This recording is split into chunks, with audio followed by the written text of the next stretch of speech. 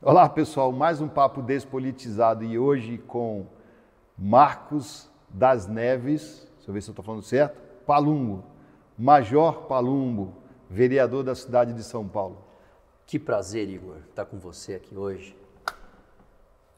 Eu fico muito contente porque espaços assim a gente consegue despolitizar, falar um pouquinho da essência da gente e talvez algumas coisas interessantes que a gente tem aqui na nossa cidade e o papel, com certeza, da nossa ação hoje em dia, né? Maravilha. O nosso papo aqui exatamente é para conhecer mais quem é a pessoa por trás da posição política, que hoje está vereador, mas a gente quer saber um pouquinho da tua história. Eu sei que nasceu aqui em São Paulo, paulista raiz. Paulistano, né? Que eu sou carioca, às vezes eu falo errado. Não, imagina. Paulistano raiz, e contar um pouquinho da sua história, um pouquinho dessa entrada na polícia. Então, conta pra gente um pouquinho dessa... Bom, eu sou nascido aqui em São Paulo, na Zona Norte, no Tucuruvi. Tucuruvi é um bairro do final onde a gente tem a estação de trem, de metrô, né? E ali não tinha estação de trem. Eu morava exatamente, minha casa era onde hoje é a catraca do metrô. Era o quintal da minha casa. Teve que ser ali toda demolida, né, para que pudesse ter evolução, que eu acho que faz parte da cidade. Mas eu nasci lá, estudava nas escolas também aqui da cidade e a gente sempre teve muito carinho pela cidade de São Paulo e pelas ações que eram praticadas, porque a gente era da época raiz, né? Eu sou de 75, então 1980, ser moleque na cidade de São Paulo em 1980 era aquela ação que você sabe o que você está fazendo, ou você sabe pegar ônibus. Então a gente não tinha essa, a gente pegava ônibus, aí pegava o metrô, que tinha um pouquinho, ia para a escola, não ficava no pé da mãe e do pai, porque a gente tinha quase que uma independência, e era o padrão. E não tinha celular, Não né? tinha celular, ninguém sabia o que você ia fazer, então era uma disciplina meio que consciente. Você ia para a escola, volta para casa, fazia comida, ficava, estudava, enfim. Mas a gente sabe também, né, que muitas vezes as profissões elas vêm dando sinais para você quando você é mais novo. E conta um pouquinho sobre isso, porque aí você entra novo nessa sua profissão, né? Eu entrei com 18 anos no Corpo de Bombeiros, na Polícia Militar, primeiro, lógico, né, na Polícia Militar, que o Corpo de Bombeiros faz parte da Polícia Militar aqui em São Paulo, mas quando pequeno eu sempre escutava o barulho da sirene do caminhão.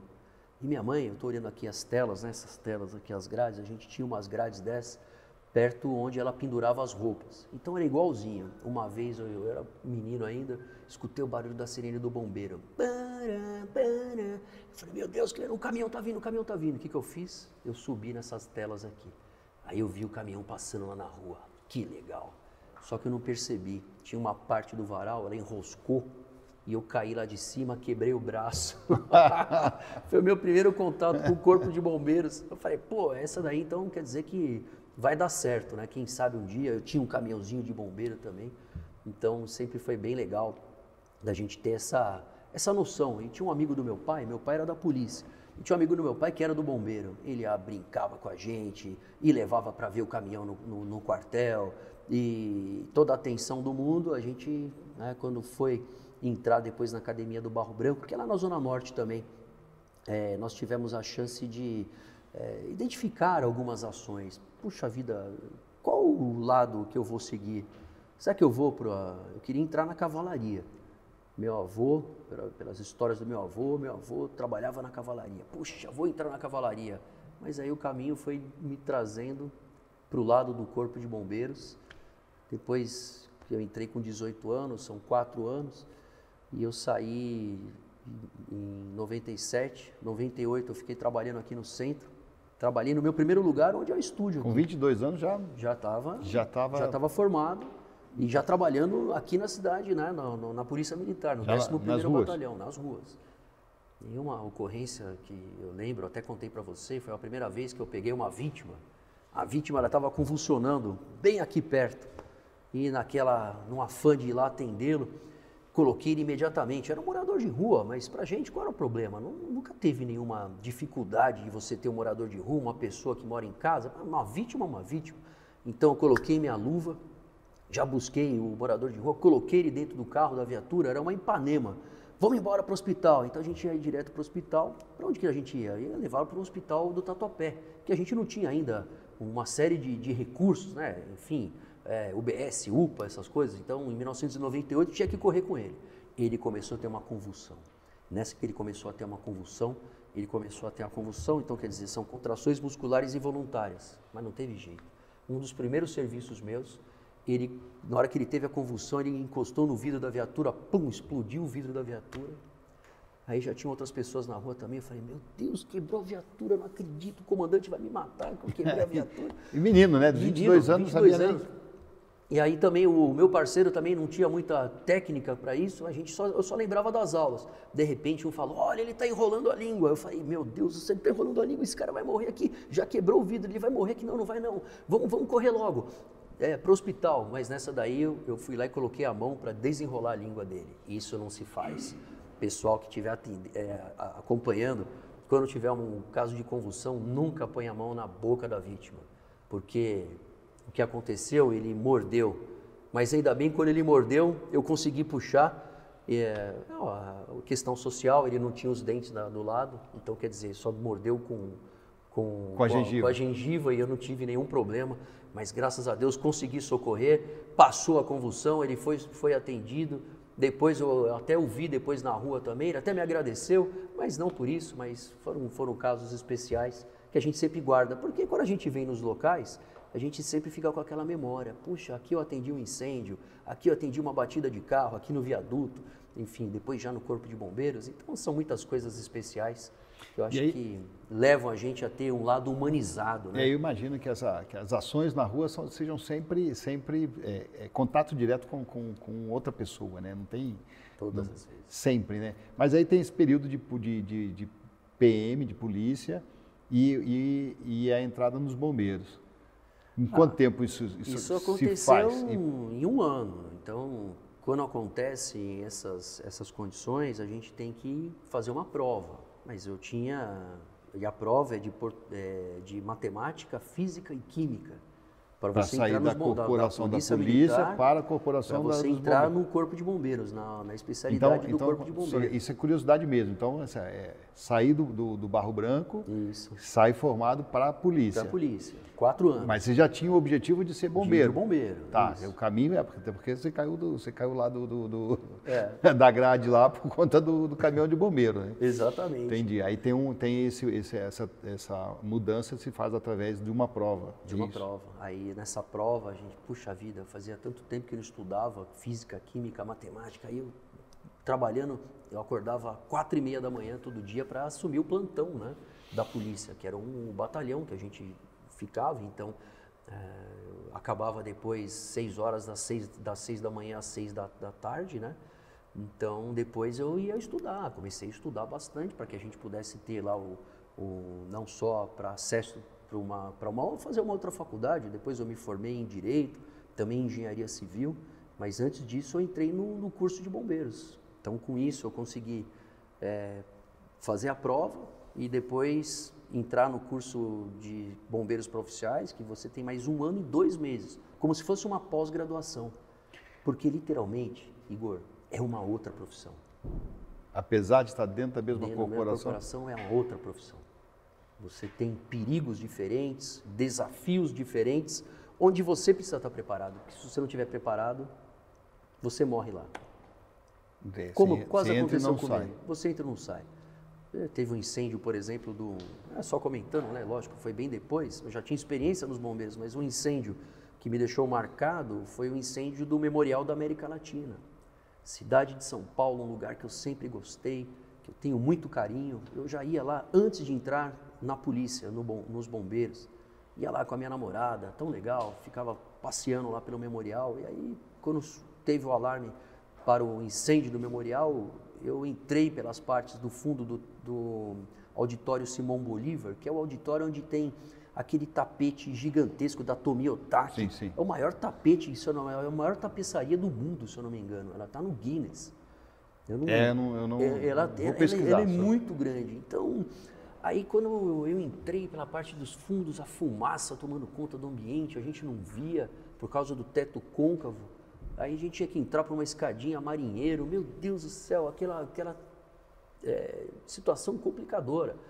E aí, infelizmente, quando pegou fogo, a gente não via, a fumaça ficava encobrindo as partes do teto e todo o calor estava acumulado.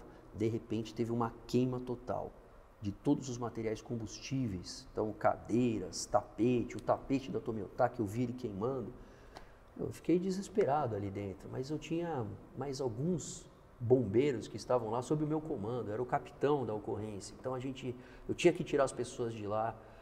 E se a gente não tem um preparo nesse momento, nós com certeza estaríamos lá com 10, 15 bombeiros que ficaríamos presos lá dentro. Porque foi uma ação rápida. Foi um flash que queimou tudo de uma vez, pegou a gente de surpresa, as labaredas saíam pelos vidros, né?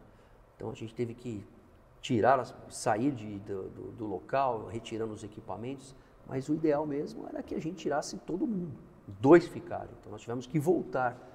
Então você tem que ter um preparo, não só para você conhecer as estruturas, comportamento do fogo, fisiologia das pessoas, para que, graças a Deus, ninguém morreu, mas conseguiu tiramos resgatar os dois que ficaram lá dentro, e nós conseguimos também depois apagar o fogo, e a estrutura do prédio está lá, porque se a gente não tivesse conseguido apagar o fogo tinha derrubado o auditório. Tudo, Mas, enfim, são experiências que acontecem, Igor, e a gente tem que ter essa casca, né? Isso que você fala que tem que ter um outro preparo, mais um preparo, como uma pós-graduação. É isso. É isso.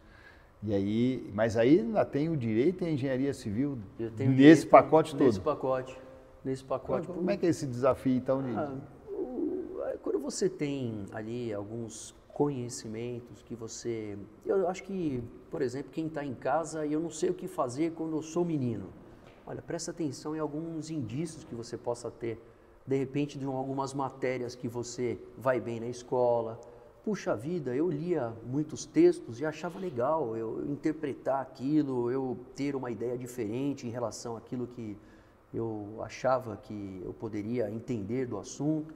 E o direito foi seguindo nisso, principalmente por causa da formação da Polícia Militar, da Academia do Barro Branco.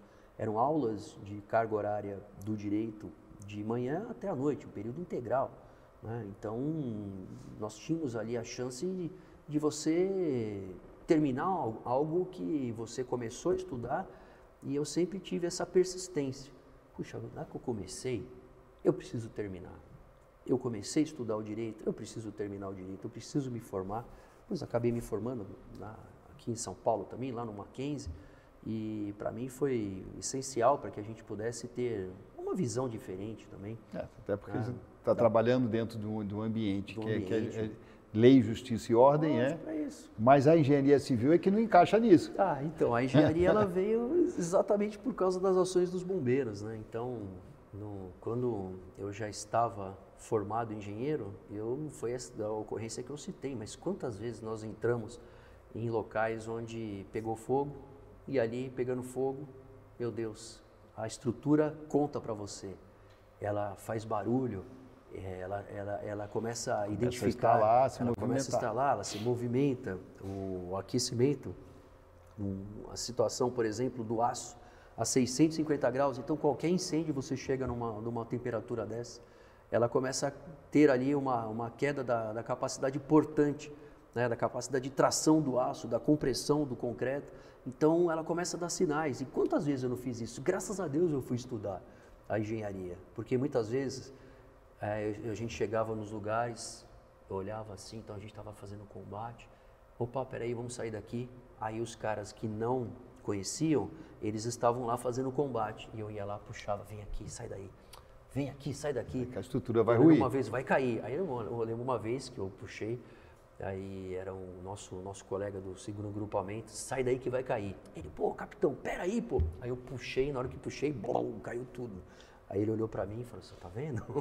Eu falei pra você que ia cair. Dá um abraço aqui, vamos continuar fazendo o combate, né? Pô, mas faz parte, eu acho que... mas o conhecimento esse lado não só humano nosso, de você estar em perigo, mas de você ter a percepção social, a percepção que a polícia também nos dá, querendo ou não. Eu vejo que se você tem ali uma instituição que ela tem a diferença de ajudar as pessoas, é quando ela tem a agilidade de fazer isso, independente do lado ideológico. Se você tem uma agilidade para que a gente possa ter algo que chegue rápido na vida de uma pessoa e você mude a trajetória dela, são ações positivas, são ações que você vai aprender ali, não só por causa da capacidade de mobilização do tempo-resposta que você tem para ajudar aquela pessoa, mas também o seu lado pessoal, o seu lado humano, desengasgar um bebê, atender uma vítima de um acidente, socorrer alguém para um hospital, que nem a gente comentou, de repente alguém que esteja numa situação de perigo pela segurança, como acontece diariamente. Então eu vejo que isso traz uma casca e uma sabedoria que você consegue aplicar em outros locais, em outras frentes. Você tem um preparo que fica, é igual o seu, né? A gente conversava antes também por causa de toda a sua experiência. Quantas notícias você viu, quantas tragédias você cobriu, você não muda? Muda, passa a olhar o mundo e as pessoas de forma diferente, né? E aí ter essa percepção é bacana. E nisso tudo ainda deu tempo de ter família? Ah, sim, eu sou pai de 2 meninas, né? Então a Marina e a Mariana, minha esposa, nós somos casados aí há quase 22 anos, e então nós temos a família junto. Eu acho que é o objetivo principal de que a gente vai sair, por exemplo, quando eu estava nos bombeiros, e saía do trabalho, às vezes perdia uma aula ou outra, conversava com o professor estava de plantão, preciso muito, não posso perder essa aula, posso refazer, posso fazer um trabalho, posso vir numa outra aula, numa outra turma, só me dá presença. E era tudo por causa da família, né? Que você fala assim, puxa vida, tem uma filhinha, tem agora que, não só agora, mas por causa de você ter ali essa responsabilidade, a esposa, a família. Então, todo mundo, a gente tem um motivo principal. E o meu motivo principal sempre foi a família, de você ter lá as filhas. E logo, da mesma forma, quando eu fui fazer engenharia, e é sofrido, hein? Nossa! Eu lhe falei, eu demorei 28 anos para acabar a minha engenharia. E é sofrido, aquelas provas que o professor fala assim, não tem problema, vocês querem conversar? Pode conversar, eu tô dando a prova para vocês, eu fecho a porta, vocês fazem o que vocês quiserem, eu só sei que 11 horas da noite eu quero que vocês entreguem a prova, né? E se você olhasse para o lado e não fizesse ali o que você tinha que fazer no roteiro, não dá tempo de entregar. Não dá tempo de entregar. Não dá tempo. Então, você vai colar do outro. Não, era um número diferente. Então, escuta, não tem nada disso, não. E exatamente por causa desses sacrifícios, né, que eu acho que faz parte todas as vezes que a gente tenha que fazer alguma coisa tem que te motivar. Ou vai ser sua família, ou vai ser o crescimento profissional, ou vai ser o conhecimento que você quer ter. Eu vejo também por causa da engenharia, falo para meus amigos aqui direto, eu ainda tenho que fazer um dia na minha vida ser um construtor. Porque eu não sei se foi por causa da nossa formação, mas eu só consigo ver as coisas com começo, com meio e com fim. E uma construção é exatamente isso. Você vê, você imagina, você trilha, você vai literalmente erguer, construir, e depois você vê de como estava e de como ficou. Então eu vejo essas ações também muito legais, né? De começo, meio e fim. Então, mas não dá para construir um paralelo assim entre tudo isso que você está contando aqui da sua história, começo, meio, o fim está longe ainda, mas você começar a ver que toda essa construção que você fez até agora está começando a dar um resultado, até porque aí vem aquela pergunta, né? Tem toda uma história bonita, uma história de vida, de desafio, de preparo na corporação, na polícia, nos bombeiros, e aí é onde entra a minha curiosidade no Despolitizando. vira para o lado, para a política, né? Num ambiente em que a maioria da população, das pessoas afirmam que os adjetivos são péssimos, né? Entrou na política para fazer isso, para fazer aquilo, a pessoa não presta. E aí você tem uma história de vida bonita, de desafio grande. E entra agora nesse desafio de ter uma posição política e ser vereador na cidade de São Paulo, que é a maior cidade da América Latina. Não deve ser fácil, deve ser um novo desafio. Estou aproveitando o gancho do construção, porque você construiu. Agora você está pegando uma nova construção e criando de novo uma história. Conta pra gente esse desafio. O desafio do Despolitizando, quando você falou, eu falei assim, puxa vida, eu tenho certeza que a gente vai ter que tocar nesse assunto, né? O assunto, para mim, sempre foi um tabu. Porque você está lá no Corpo de Bombeiros e você quer que as coisas funcionem para que a gente resolva os problemas, para que a gente atenda as pessoas, para que eu socorra, para que eu tenha o melhor equipamento. E por causa do trabalho, sempre me dediquei ao máximo. Era o horário do final de semana, eu estava lá de plantão, nunca fiquei reclamando que eu estou de plantão hoje. Toda vez que eu estava de plantão, a gente tinha um quartel, tudo. Então sempre foi uma vibração muito grande. E com isso, eu acabei ali recebendo uma missão. Uma missão porque nunca teve um vereador na cidade de São Paulo bombeiro. E o bombeiro ele tem uma ligação direta. Uma vez quiseram cortar a alimentação dos bombeiros. E eu já estava com quase 20 anos de bombeiro. Assim, mas escuta, como é que você vai cortar a alimentação de quem está de plantão? Então quer dizer que eu estou no posto aqui da Moca, no Tatuapé, lá no Itaim Paulista, na Guarapiranga, que eu trabalhei muito, lá na Casa Verde, lá no Butantã, no centro aqui no Cambuci. Então quer dizer que eu estou de plantão para ajudar os outros. E aí a prefeitura, na época, queria cortar a alimentação dos bombeiros. Aí eu falei assim, não é possível isso. E começou a ter algo diferente. Assim, não é possível que alguém vai fazer isso. A gente só quer ajudar os outros. Como é que ele vai cortar a alimentação dos bombeiros? Cortar o essencial eu do ser humano que está ali. Então quer dizer que eu vou pegar o caminhão da Escada Magiros e parar numa pizzaria? É isso? Ou senão eu vou pegar o caminhão grandão e vou parar num restaurante. Na hora que toca o alarme eu vou falar, não, peraí, eu estou comendo, é isso? Né? Então, não, peraí. E começou a trazer uma comoção para todo mundo.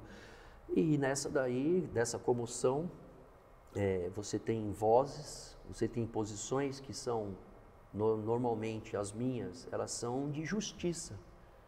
Não sei porquê, talvez pelo pai, pela minha mãe, pelo lado humanizado da minha mãe também, diretora de escola. Eu sempre gostei das coisas justas. Nossa, eu achava aquilo uma injustiça. Então, pelas vozes, pela ação, eu fui meio que conclamado pela própria corporação para que a gente pudesse ter esse papel, porque não tem. A corporação inteira, no estado inteiro, não tem um representante político. Não tinha. E eu fui exatamente pelos comandantes na época, então o coronel Bertolini, que era o comandante do bombeiro, o coronel Max, enfim, todos que olhavam e falavam assim, não, você tem potencial e a gente precisa ter alguém que possa ajudar a gente em momentos como esse. E olha, vou ser sincero, antes de ontem, eu falei assim, no dia que eu saí dos bombeiros, foi o dia que eu tirei minha farda, eu confesso, foi um dos dias mais tristes da minha vida. Literalmente escorreu uma lágrima porque eu estava deixando aquilo que eu mais amava fazer. Mas você tem que trazer desse lado, esse senso de justiça. Como que eu vou poder ajudar mais? Como que eu vou poder ajudar não só os bombeiros? Como que eu vou poder ajudar outras pessoas? Tivemos uma formatura de cuidador de idoso. Bom, mas o que tem a ver? O que tem a ver que eu falei assim, olha, estou vendo as meninas, que elas eram da periferia, salários ali salários todos curtinhos, e aí a gente tem uma política que eu posso ser aplicada, vou treinar uma cuidadora de 39 novas cuidadoras de idosos, uma população que está crescendo na cidade, já é maior que de 0 a 14 anos, e eu vou dar uma chance. A pirâmide está invertendo, né? Está invertendo. E aí eu vou conseguir ali trazer meu lado humanizado, treinar essa menina para que ela mude a vida dela, da família dela, que ela ganhe um bom salário e que cuide das pessoas que vão precisar. Pô, aí eu fiquei olhando enquanto elas estavam lá, literalmente, do mesmo jeito que eu tirei minha farda, eu vi a primeira vez o sorriso delas quando elas estavam vestindo um jaleco. Prefeitura de São Paulo, a Associação ADRA, que fez o curso. E elas orgulhosas de colocar aquilo, fechando, arrumando, querendo tirar foto. Aí a mãe falando, sou mãe de 7 filhos, essa é a minha primeira filha que tem um diploma. Então aquilo naquele dia tocou do mesmo jeito que eu falei assim, será que vai dar certo essa minha saída? Será que eu vou conseguir aplicar aquilo que eu tenho nos bombeiros para que a gente possa ajudar a cidade de um outro foco? Pegou outro dia, na época da enchente, estava uma escola ali na região, aqui pertinho, ali perto da Salim Fará, encheu de água. Eu fui lá na escola, toda a biblioteca cheia d'água. Falei assim, não, eu quero colocar recurso, eu quero ajudar você aqui. Tem um lado ideológico, eu sei que eu não vou ter esse lado nunca, porque eu tenho aquele senso da justiça, né, de dar a cada um aquilo que lhe é direito. Mas eu posso ajudar? Posso. Então eu vou me colocar para ajudar, porque eu fui treinado a minha vida inteira para fazer isso. É o que a gente estava falando um pouquinho antes aqui sobre a missão, né? É a missão. Você recebeu a missão. Eu recebi a missão. E aí eu não consigo sair da missão sem que ela esteja completa. Então eu vou chegar lá no local, se eu conseguir ir lá na escola, ou quando teve lá enchente, cheio de lama na casa das pessoas. Não, por favor, os caras até às vezes ficam bravos comigo. Subprefeito, eu preciso daqui, traz um trator aqui que a gente precisa tirar toda essa lama de lá. Pô, esse cara tá enchendo o saco de novo. Tô enchendo o saco de novo. Porque eu não consigo chegar no meio do caminho. Ah, tá bom, tem a lama, tira a lama. Não, eu vou ficar lá para tirar a lama. Porque o que eu fiz a minha vida inteira?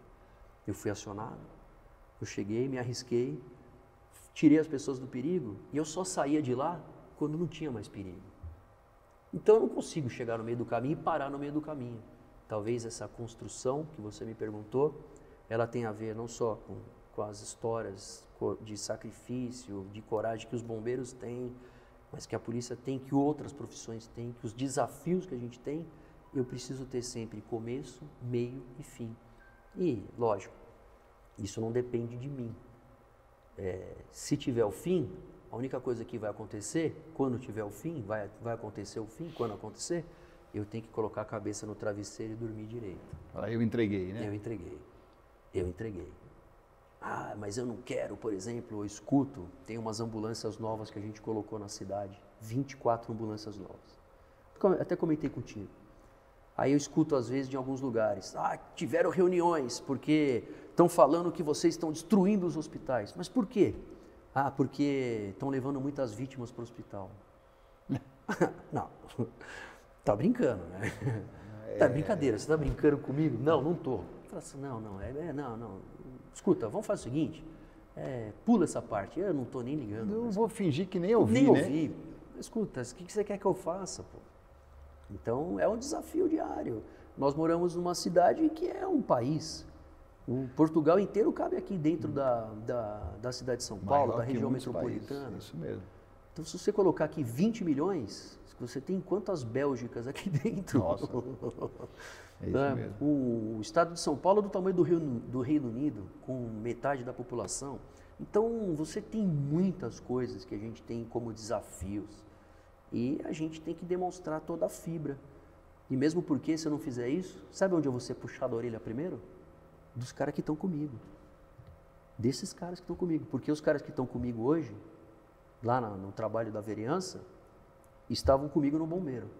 Eles vão ser o primeiro a puxar minha orelha. E eu tenho certeza que se minha mãe e meu pai souber, você também. Minhas filhas também. Então não preciso que ninguém fique tentando puxar minha orelha, que já tem muita gente puxando minha orelha. Já tem gente bem perto, né? Muito perto. Bem perto. Então o desafio que a gente tem é diário. A gente olha assim e fala assim, escuta, e aí o que nós vamos fazer? Não, nós vamos pegar o recurso lá e nós vamos colocar lá porque eu quero que funcione o hospital. Eu dei o recurso lá que eu quero que o ar-condicionado funcione. Mas por que não funcionou ainda? Então a gente não consegue ficar parado. Eu não consigo chegar lá e simplesmente falar, não, tudo bem, não é problema meu. Lógico que é problema meu. Porque a gente abraça isso pra gente. Então, é a política social dentro da política partidária. Eu nem uso.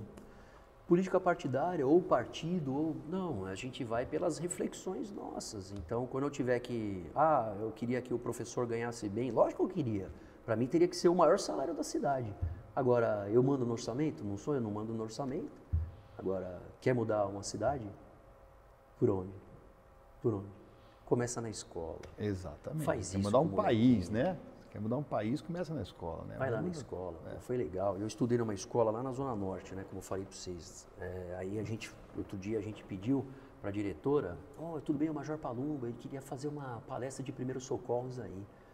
Aí o pessoal, por causa dessa ideologia, o militar na escola, não leva em consideração isso. Eu estou indo lá para fazer uma missão, treinar primeiros socorros. E foi legal, o treinamento foi legal, a gente conseguiu.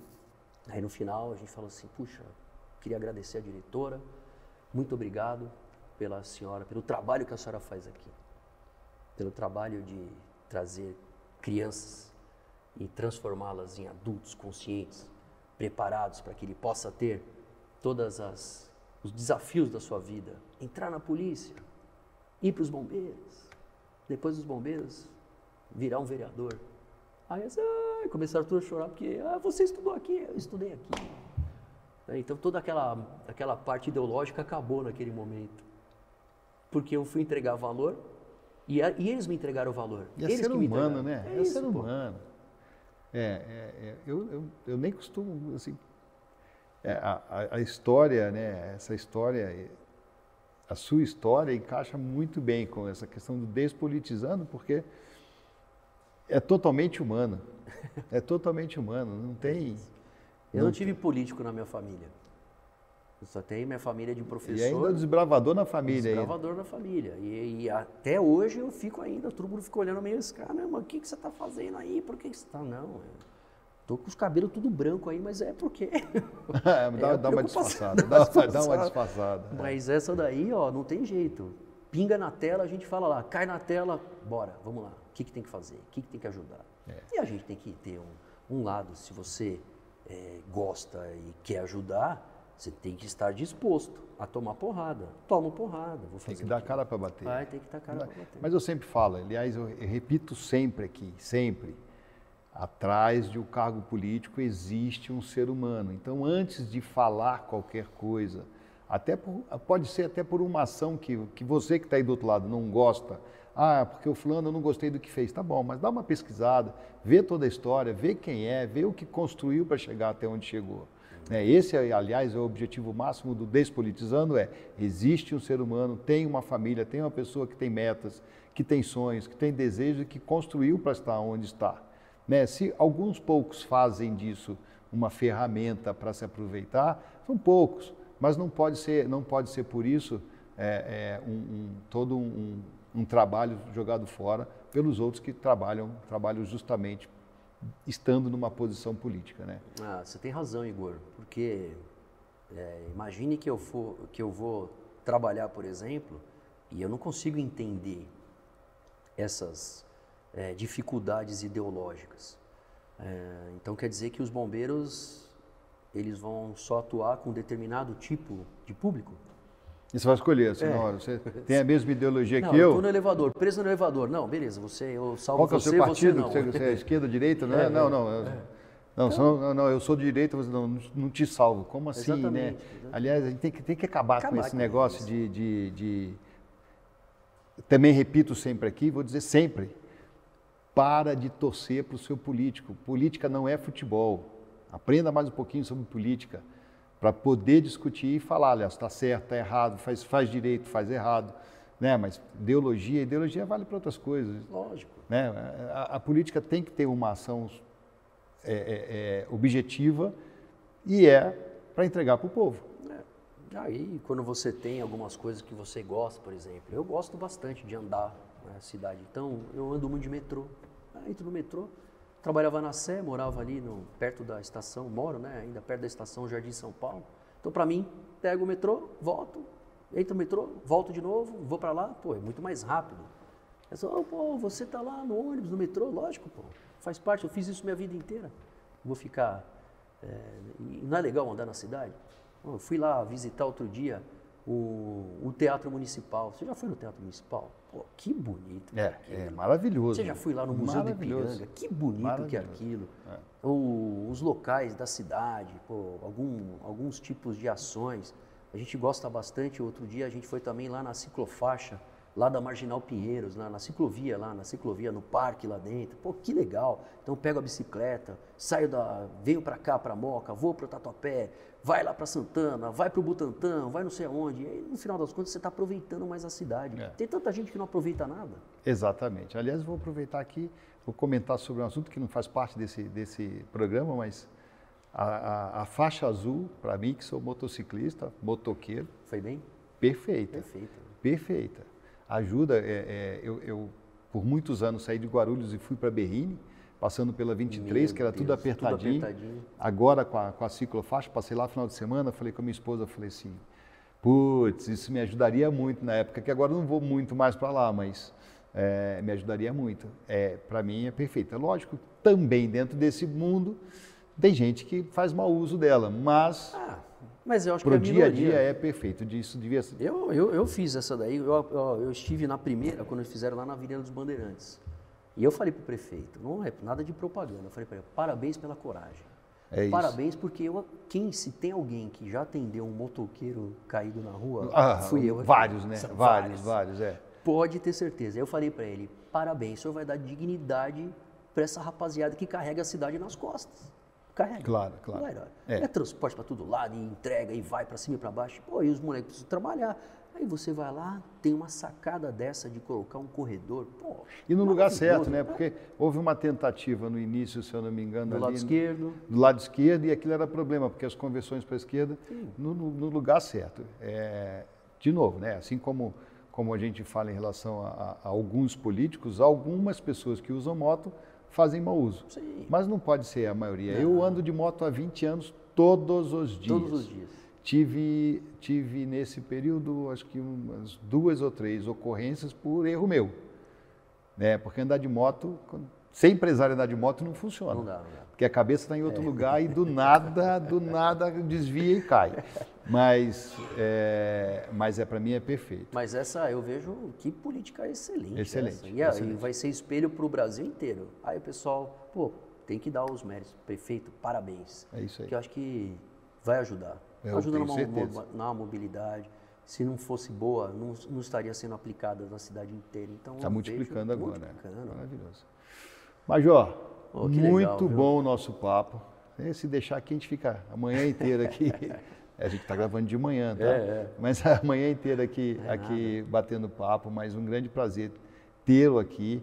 E peço ao senhor que deixe uma mensagem para as pessoas que estão nos vendo, que a sua história é maravilhosa e que, assim, do meu lado vale a pena estudar, vale a pena trabalhar e sim, vale a pena estar na posição política. Não estou falando por mim, eu não acredito que eu faria um bom trabalho nessa posição, mas vale a pena sim, até pelo exemplo do senhor que está aqui.